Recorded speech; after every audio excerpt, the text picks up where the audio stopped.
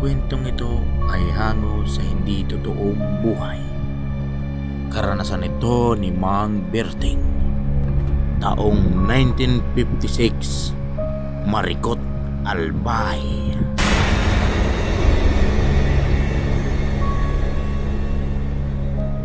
Noong unang panahon, naglalakad si Mang Berting sa kagubatan. Siya ay naghahanap ng niyog. At sa hindi sinasadyang pagkakataon, nagkasalubong silang dalawa ni Mang Kepweng.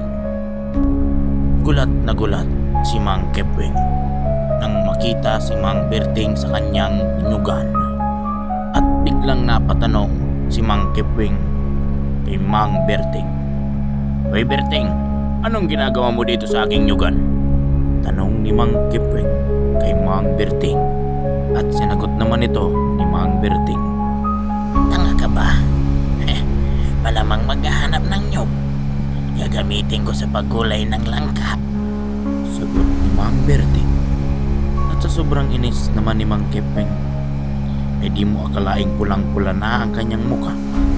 At kaya pala namumula ang mukha ni Mang Kepweng. Nakagat pala sa ulo ng bubuyo. At tinanong ulit siya ni Mang Kepweng. Uy Berting, alam mo naman nyugan ko to. At dito ka man kukuha. Sabi naman ni Mang Kepweng. At sa di inaasahan na inis rin si Mang Berting, inilabas niya ang mahiwagang punyal.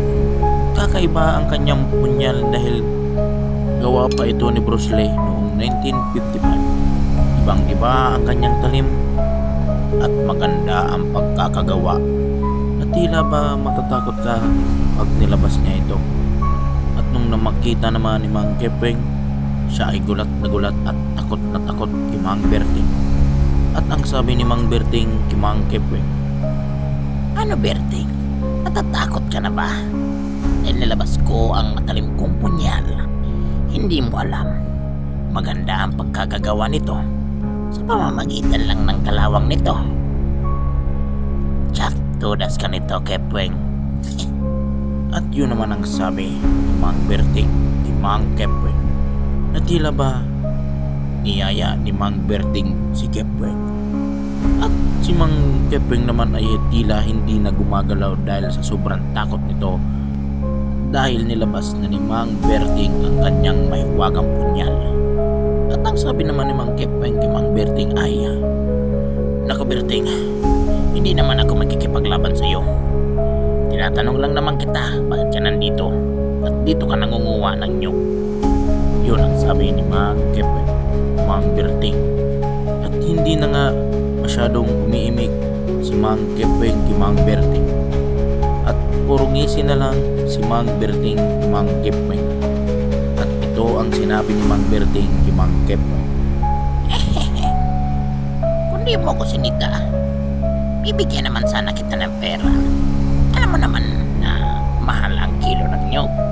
At bibigyan rin naman kita ng gulay kong langka. Hindi sana umabot tayo sa ganito. Yun naman ang sabi ni Mang Berting kay Mang Kepweng.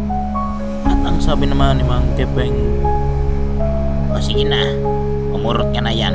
Tawan mo na sana akong gulay na langka basta marang. Sige na, bangutan mo ng turingan para perte.